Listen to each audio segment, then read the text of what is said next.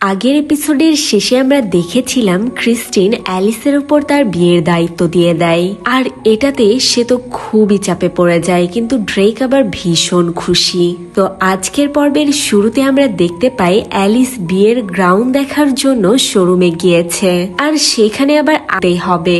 এরপর অ্যালিস অনেক কনফিডেন্স নিয়ে ড্রেকের কাছে যায়, তো ড্রেক তাকে সেই গ্রাউন্ডটা ট্রায়াল দিতে বলে। অ্যালিস তো প্রথমে মানা করে দেয়, তখন ড্রেক বলে, কেন তুমি কি বেশি মোটা হয়ে গিয়েছো তাই ভয় পাচ্ছ গ্রাউন্ড পড়তে? এতে তো অ্যালিস ভীষণ রেগে যায় আর বলে, এক্ষুনি আমি পড়ে সেটা ট্রায়াল দিয়ে দেখাচ্ছি। এটা বলে সে রাগে গটগট করতে সেখান থেকে চলে যায়। এরপর সত্যিই দেখা যায় সেই গ্রাউন্ডটা তার টাইট হচ্ছিল। সে কোনো মতে সেলসম্যানকে বলছিল যেভাবেই হোক এটা আমার উপর ফিট করাতে হবে। সেই সেলস ওমেন বিশ্বাসই নিতে পারছিল না। কোনো রকমে হেঁটে হেঁটে সে মিররের সামনে যায় আর নিজেকে দেখে বেশ অবাক হয়ে যায়। তাকে এই গ্রাউন্ডে বেশ ভালোই লাগছিল। এইসবের মধ্যেই সে আবার বাইরে ড্রেকের কথা শুনতে পায়। সেখানে গিয়ে দেখে ড্রেক আসলে ম্যানেজারের সাথে কিছু নিয়ে কথা বলছিল। ম্যানেজার তাকে বলছিল, আপনি আপনার ওয়াইফকে এভাবে বিয়ের গ্রাউন্ডে আগেই দেখতে পারেন না। অ্যালিস তখন কথার আগামাথা না বুঝেই সামনে চলে আসে, আর অ্যালিসকে দেখে ড্রেক তো হা করে তাকিয়ে থাকে আর তার সাথে কাটানো সেই সুন্দর সময়গুলো একে একে মনে করতে থাকে। আর অ্যালিসকে বলে, একদম আমার ওল্ড অ্যালিসের মতো লাগছে। তখন অ্যালিস বলে, আমি আর ওল্ড অ্যালিস নেই। এটা বলে ড্রেক তখন তার কপালে চুমু দিতে গেলে অ্যালিস তাকে সরিয়ে দেয়। ড্রেক বলে, কে বলল আমার আগের অ্যালিস তুমি নেই? এটা বলে জোর করতে গেলেই অ্যালিস তার হাতটা সরিয়ে দেয় আর তাকে অনেক কথা শোনাতে থাকে আর বলে, তুমি যদি ভেবে থাকো যে আমি তোমার পাতা ফাঁদে পা দিব তাহলে ভুল করছো। তুমি নিজের বিয়ে আর ফিয়ন্সিকে নিয়ে খুশি থাকো। ড্রেক তখন বলে, আমি শুধু তোমাকে ফেরত চাই। তখনই অ্যালিস তার গান একে একে মনে হতে থাকে, আর এরপরেই তার মনে পড়ে যায় সে কিভাবে তাকে নিউ ইয়র্কে একা ছেড়ে গিয়েছিল আর সে দিনের পর দিন ড্রিঙ্কস করে কাটিয়েছে। এদিকে ড্রেক তাকে বলে, দেখো এখনো আমার হার্টবিট শুধু তোমারই নাম নেয়, আমি এখনো তোমাকে। ওখান থেকে অ্যালিস সরাসরি ট্রিপের কাছে চলে আসে। সেখানে ট্রিপ বসে কাজ করছিল। অ্যালিসকে বিয়ের গ্রাউন্ডে দেখে প্রশ্ন করে, কি ব্যাপার হঠাৎ বিয়ের গ্রাউন্ড পড়েছ? অ্যালিস বলে, সবকিছু রেডি আছে, শুধু একটা রিং এর অভাব। তাড়াতাড়ি রিং পরিয়ে আমাকে বিয়ে করে নাও। ট্রিপ তখন বলে, অবশ্যই, সেটা কি আবার তোমাকে বলতে হবে? যখন সময় হবে আমি সবার সামনে তোমাকে প্রপোজ করে আমার বউ বানিয়ে নিব। এরপর ট্রিপ অ্যালিসের হাত ধরে বলে, আমি জানি বিয়ে নিয়ে প্রতিটা মেয়ের কত স্বপ্ন থাকে। আর অ্যালিস তখন বলে, আমারও অনেক স্বপ্ন, আমার বিয়েটা বিচ সাইডে হবে। ট্রিপ বলে, আমি তোমার সকল স্বপ্ন পূরণ করব, এমনকি সবার সামনে তোমাকে প্রপোজও করব। অ্যালিস তখন বলে, সত্যি? আমি তো আর বেশি দিন ওয়েট করতেই পারছি না। ড্রেক বলে, অবশ্যই তোমাকে আর বেশি দিন ওয়েট করতে হবে না। অ্যালিস বলে, এসব বাদ দাও, এখন বলো আমাকে কেমন লাগছে। ট্রিপ তখন অ্যালিসের হাতে একটি কিস করে বলে, তোমাকে সব সময়ের মতো এখনো অনেক বেশি সুন্দর লাগছে। যাই হোক, এরপর দেখা যায় অ্যালিস সেই বিয়ের গ্রাউন্ড খুলে সরাসরি ট্রিপের টি শার্ট পরে চলে এসেছে। ট্রিপ এখানে বলে, তোমাকে আমার টি শার্টে কিন্তু ভালোই মানিয়েছে, আর এভাবেই তোমাকে সারা জীবন আমার টি শার্টে দেখতে চাই। অ্যালিস একটু ইমোশনাল এইটার ভয় পাচ্ছিলাম। এরপর নিজেকে স্বাভাবিক করে বলে, কি হয়েছে? অ্যালিস তখন বলে, ক্রিস্টিনের ফিয়ন্সে আসলে অন্য কেউ না, ড্রেক। আর ড্রেক যেহেতু আমার এক্স, সেক্ষেত্রে তুমি বুঝতেই তো পারছো। ট্রিপ তখন বলে, আমি সম্পূর্ণভাবে তোমাকে বিশ্বাস করি, তোমার কাজের জায়গায় তুমি 100% ঠিক থেকো। অ্যালিস তখন বলে, সত্যি কি তুমি মাইন্ড করনি? ড্রেক বলে, না, আমি যতটা তোমাকে ভালোবাসি অতটাই বিশ্বাসও করি, আর আমি জানি তুমি যেটাই করবে তার পেছনে কোনো না কোনো কারণ অবশ্যই রয়েছে। এটা শুনে অ্যালিস ভীষণ খুশি হয়ে ট্রিপকে জড়িয়ে ধরে, কিন্তু ট্রিপের মুখের মধ্যে তো তখনও দুশ্চিন্তার ভাব। এরপর আমরা দেখি সে নিজের মতো রান্না করতে শুরু করে।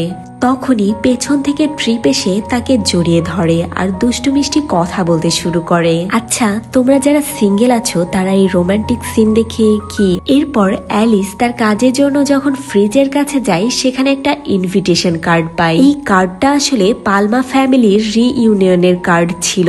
তখনই পেছন থেকে ট্রিপ দিয়েছিলে, তখন ট্রিপ মজা করে তাকে কিস করতে গিয়ে হাতে থাকা কার্ডটা দেখে ফেলে আর অ্যালিসকে জিজ্ঞেস করে, তুমি কি আমার সাথে ফ্যামিলি রিইউনিয়নে যাবে না? অ্যালিস এই কথার কি উত্তর দিবে ভেবে পায় না, তখন বলে সেটা দেখা যাবে। ট্রিপ তখন অ্যালিসকে বলে, তুমি যদি যেতে না চাও আমি তোমাকে জোর করব না। অ্যালিস তখন বলে ঠিক আছে, আমি চেষ্টা করব।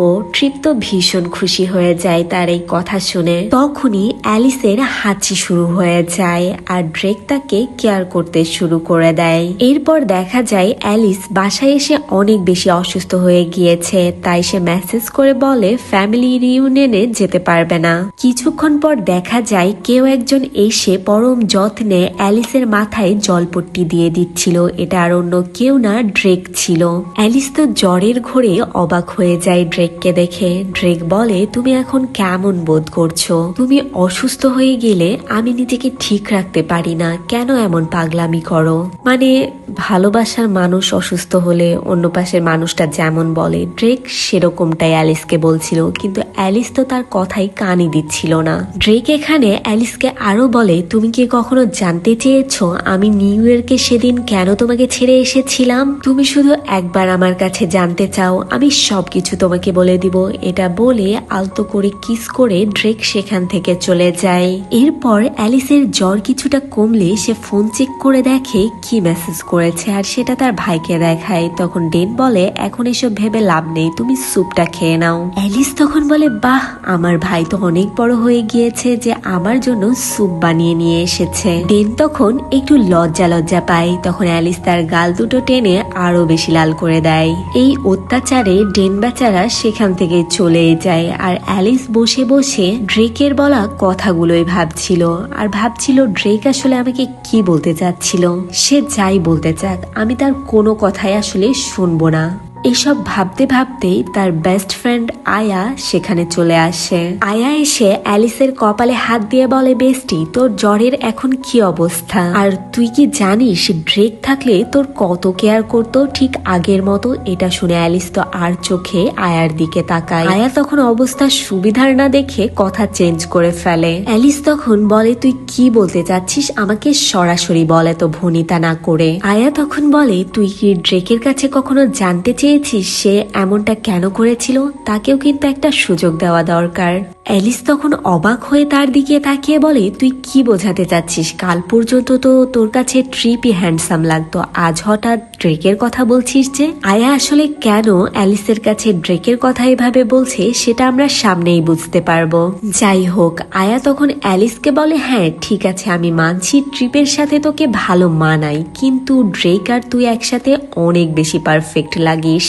অ্যালিস তখন কথাটা এড়িয়ে যায়, আয়ার কোনো কথাই শুনতে চায় না আর বলে, এসব কথা আমার সামনে আর বলিস না। তখন আয়া বলে, তুই মানিস আর না মানিস ভালো করেই জানিস ড্রেকের সাথে তোকে কতটা মানাই। অ্যালিস তখন আয়ার সামনে স্বীকার করেই নেয়, হ্যাঁ তুই ঠিকই বলেছিস, আমি মানছি ড্রেকের সাথে আমাকে ভালো মানাই, কিন্তু এখন তো তার বিয়ে হয়ে যাচ্ছে, আর কিছুই করার নেই।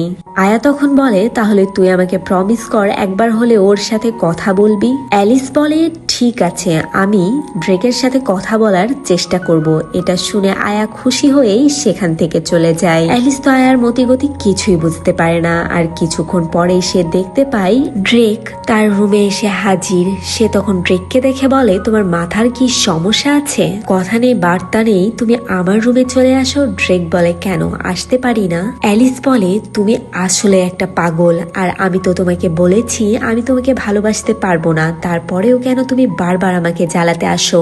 তুমি কি জানো নিউ ইয়র্কে যখন তুমি আমাকে ছেড়ে গিয়েছিলে আমার দিনগুলো কেমন কেটেছিল, কিভাবে আমি দিনগুলো পার করেছি? তুমি কিছুই জানো না। আর এখন যখন আমাকে ভালো থাকতে দেখেছো, এখন হুট করে এসে বলছো তোমার লাইফে আমাকে চাই, এগুলো কি ছেলে খেলা?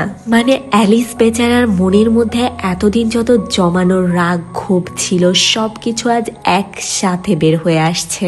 এদিকে ড্রেক বেচারাও কান্না করতে করতে বলে, আমি তখন যেটা যেটা করেছিলাম তোমার ভালোর জন্যই করেছিলাম। অ্যালিস তখন ড্রেকের কথা শুনে হাসতে থাকে আর বলে যে ভালোবাসে সে কখনো ছেড়ে যায় না।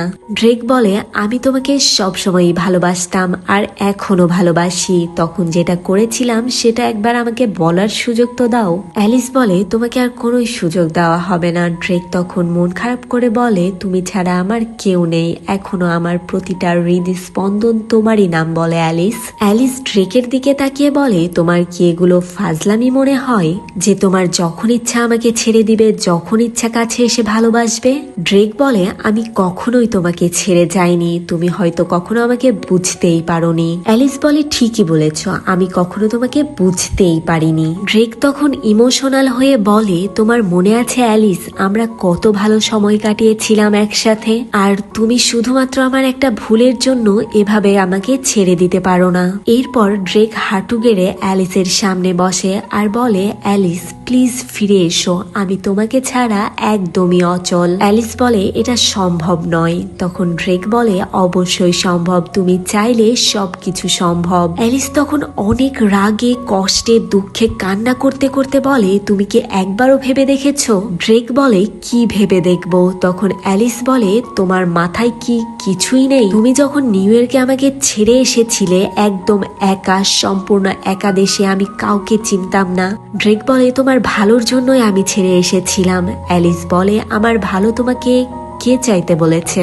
ড্রেক বলে তুমি সেখানে পড়াশোনায় মনোযোগী হচ্ছিলে না, তুমি সবসময় আমাকে ঘিরেই ব্যস্ত থাকতে, আর সেই জন্য তোমার ভালো চাইতেই আমি সেদিন তোমাকে একা ওইভাবে রেখে এসেছিলাম, কিন্তু আমি এখনো তোমাকে ভালোবাসি আর আমি চাই তুমি আমার লাইফে ফিরে এসো। অ্যালিস তখন কান্না করতে থাকে আর এর পরের সিনে আমরা দেখতে পাই অ্যালিস টোফারের সাথে মনমরা হয়ে বসেছিল। টোফার জিজ্ঞেস করে কি হয়েছে তোর? অ্যালিস তখন বলে আসলে আমি ড্রেক আর ক্রিস্টিনের বিয়ে নিয়ে একটু চিন্তিত। টোফার তখন বলে আদৌ কি ড্রেক রিয়েল বিয়ে করতে যাচ্ছে নাকি এটা একটা ফেক ম্যারেজ, কারণ তার বিয়ের ব্যাপারে তো কেউই জানে না আমাদের ফ্যামিলিতে। অবশ্য ড্রেক যেমন ছেলে নিশ্চয় কোনো না কোনো কাণ্ড করার জন্য এই নাটক সাজিয়েছে। অ্যালিস তখন বলে তুই কি বলতে চাচ্ছিস ভালোভাবে বল। টোফার তখন বলে দেখ তোকে আমি একটা কথা বলে দিচ্ছি, এসব মনে হয় তোর জন্যই ড্রেক করছে, কারণ আমাদের পালমা ফ্যামিলিতে ড্রেকের বিয়ের কথা কেউ জানেই না। অ্যালিস তো এটা শুনে অবাক হয়ে যায় আর বলে তুই কি বলতে চাচ্ছিস ভালোভাবে বল। টোফার তখন বলে আমার মা বলল যে এই বিয়ের ব্যাপারে তারা কেউ জানে না, আর দাদি বলল আঙ্কেল স্টিভ নাকি তাকে বলেছে ড্রেকের কোন গার্লফ্রেন্ড ফরেনে পড়াশোনা করে, সেখান থেকে ফিরে আসলে ড্রেক তাকে বিয়ে করবে, ড্রেক শুধুমাত্র তার জন্য অপেক্ষা করছে। অ্যালিস তো এখানে বেশ চিন্তায় পড়ে যায়। তখন টোফার বলে আমার মনে হয় সেটা অন্য কেউ না তুই। অ্যালিস তখন রাগী চোখে টোফারের দিকে তাকায় আর এর পরে সিনে অ্যালিস সেই বিয়ের গাউনটা দেখতে এসেছে। সেখানে এসে সে টোফারের বলা কথাগুলো ভাবতে থাকে যে এখনো ড্রেক তার গার্লফ্রেন্ডের জন্য অপেক্ষা করছে। অ্যালিস এখানে মনে মনে ভাবে ড্রেক কি আদৌ আমার কথাই ভাবছে? এটা বলেই সে মিররে নিজেকে দেখে খুশি হয়। তখনই ট্রিপ আবার তাকে কল করে। ট্রিপের কল দেখে অ্যালিসের মনে পড়ে সে শুধুমাত্র ট্রিপের সাথে ছিলই, কিন্তু কখনোই সে খুশি ছিল না। এদিকে আবার ড্রেক যে কান্না করতে করতে বলেছিল সে শুধু তাকেই ফিরে পেতে চায় এসবও ভাবতে থাকে আর বলে ট্রিপকে এভাবে ঠকানো ঠিক হবে না। এটা বলে সে ট্রিপের কল রিসিভ করে বলে trip I am sorry. Trip তো অ্যালিসের কথার কিছুই বুঝতে পারে না, সে বলে কেন সরি বলছো, কিন্তু অ্যালিস ট্রিপের কথার কোনো উত্তর দেয় না আর বলে আমাকে পারলে ক্ষমা করে দিও। ট্রিপ তো কিছুই বুঝতে পারে না। তখনই অ্যালিস আবার ফোনটা রেখে দেয় আর ভাবে এই কথাগুলো ট্রিপকে সরাসরি বলতে হবে। তখনই কারো কথার আওয়াজ শুনে সে দরজার কাছে যায়। সেখানে আসলে ড্রেক আর ক্রিস্টিন এসেছিল। তারা নিজেদের মধ্যে কথা বলা বলি করছিল। ক্রিস্টিন এখানে বলছিল কেন যে আমাকে তুমি কানাডা পাঠালে, কানাডা তো আমার একদমই পছন্দ না। সেখানে শুধু শুধু আড়াল থেকে তাদের দুজনের কথা শুনতে থাকে আর অবাক হতে থাকে। ক্রিস্টিন এখানে ড্রেককে জিজ্ঞেস করে তুমি কি শুধু শুধু ট্রিপ বেচারা কষ্ট পাবে? যাই হোক, এখান থেকে আমাদেরকে দেখানো হয় যে আসলে সেই দিন আয়া কেন বারবার করে ড্রেকের কথা অ্যালিসের কাছে বলছিল। আসলে আয়া সেদিন অ্যালিসের বাসায় আসার সময় ড্রেকের সাথে তার দেখা হয়েছিল আর ড্রেককে দেখে আয়া ভীষণ রেগে গিয়েছিল আর তাকে নানা রকম কথা শোনাতে শুরু করে দিয়েছিল। হাজার হলেও বেস্ট ফ্রেন্ড বলে কথা। তখন ড্রেকি আয়ার কাছে হেল্প চেয়েছিল, কিন্তু আয়াও তো কম যায় না। সে তার বেস্ট ফ্রেন্ডকে কাঁদিয়েছে, তাকে কি কথা শোনাতে সে কম রাখবে? তোমাদের কার কার এমন বেস্ট ফ্রেন্ড আছে অবশ্যই কমেন্টে জানিও। আয়া এখানে বলে, তুমি কি ভেবেছো তুমি এসে ভিক্ষা চাইলেই অ্যালিস তোমার কাছে ফিরে আসবে? এটা কখনোই সম্ভব নয়। ড্রেক বলে, প্লিজ এই কাজটা তুমি আমার জন্য করে দাও। তখন আয়া বলে, ও শুধুমাত্র তোমার জন্য একাডেমিক ড্রপ আউট হয়েছিল। ড্রেক তখন বলে, কিন্তু সে তো এখন সাকসেস। আয়া বলে, এখন সাকসেস হয়ে কি হবে? সে যে কষ্টের মধ্য দিয়ে গিয়েছে সেটা আমি ছাড়া কেউ খুবই ভালোবাসে, আর আমি জানি সে এখনো মনের মধ্যে তোমাকেই রেখেছে। তাই আমি তোমাকে একটা সুযোগ দিতে চাই। আর এর পরের কাহিনী তো আমরা আগেই দেখে ফেলেছি। আয়া গিয়ে অ্যালিসকে ড্রেকের সাথে কথা বলানোর জন্য রাজি করিয়েই ফেলে। আর আজকের এপিসোড এখানেই শেষ হয়ে যায়। তো তোমাদের আজকের এপিসোড কেমন লাগলো অবশ্যই কমেন্টে জানিও।